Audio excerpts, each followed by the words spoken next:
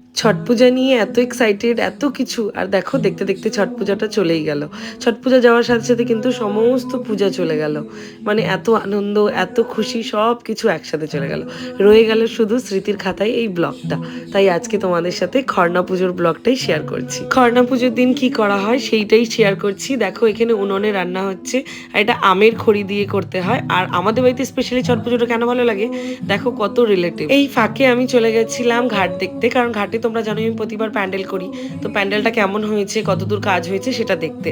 আর guess watt, গিয়ে দেখি কি প্যান্ডেল তো ঠিক আছে চলো, ঘাটটা এত ছোট দিয়েছে এবার। মানে অন্য কোথায় কেমন হয় জানি না, আমাদের শিলিগুড়িতে কিন্তু এই ঘাটের জায়গাটাকে কিনে নিতে হয়।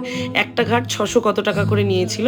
মানে এখানে দুটো ঘাট ছিল, একটা ফ্যামিলি দুটো ঘাট ছাড়া পুজো করতেই পারবে না, এতটা ছোট জায়গা থাকে। তারপরে বাড়িতে আসলাম ঘাট দেখে, এখানে এসে অনিতা দিকে রেডি করে দিলাম, অনিতা দিও এবার পুজো করছিল। তারপরে দেখি মা এদিকে সমস্ত কিছু জোগাড় করে নিয়েছে ভাগ্নির সাথে মিলে। আর খরনা পুজোতে এইভাবে করেই আমরা দিই, অনেকে কলা পাতায় দেয়, কিন্তু আমার মা এইভাবে পুজোটা তুলেছিল, তো এইভাবেই দেওয়া হয়।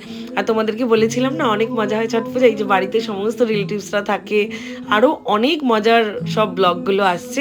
এটা তো আমি শুধু খরনা পুজোর ব্লগটা তোমাদের সাথে শেয়ার করছি, আগে কিন্তু প্রতিটা ডের আলাদা করে ব্লগ তোমরা পাবে। মা এখানে পুজো শুরু করে দিয়েছিল। দেখো তোমরা কে কেমন করে পুজো করো আমরা ঠিক জানি না, বাট আমার মা যেভাবে প্রথম থেকে তুলেছিল সেইভাবেই পুজোটা করে। তা আমি সেই জিনিসগুলোই তোমাদের সাথে শেয়ার করছি। তোমরাও নিজেদের পুজোর ব্লগগুলো শেয়ার করো।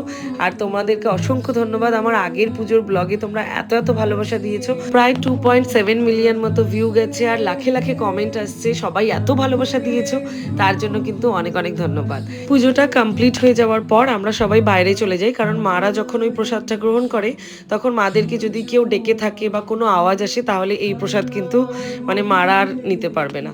তাই জন্য আমরা সবাই বাইরে চলে গেছিলাম, আর বাইরে গিয়ে এই ফাঁকে আমরা বোম ফাটাচ্ছিলাম। আর এখানে যতজন দেখছো এগুলো সবই কিন্তু আমাদের ফ্যামিলি মেম্বার। এই জন্যই কিন্তু ছট পূজাটা আমাদের বাড়িতে সব থেকে বড় পূজা, আর এত মজা করে হয়, কারণ আমরা বাঙালি আর আমাদের গোটা ফ্যামিলিতে আমাদের বাড়িতেই পুজো হয়। ছট পূজা নিয়ে যত বলবো ততই কম। এরপরে দেখো এখানে আমরা সবাইকে প্রসাদ দিচ্ছিলাম, প্রসাদ দিয়ে আমি রান্নাঘরে চলে গেছিলাম, এটা আমার ডিউটি। আর এখানে পিউ আর অনুপ আমাকে হেল্প করছিল। আজকের ব্লগটাকে কিন্তু এখানেই এন্ড করছি, কারণ অনেকগুলো আরও ব্লগ নিয়ে আসছি, ডে বাই ডে ব্লগগুলো সবই শেয়ার করব। তোমরা এভাবে পাশে থেকো, নিজেদের ভালোবাসা দিও।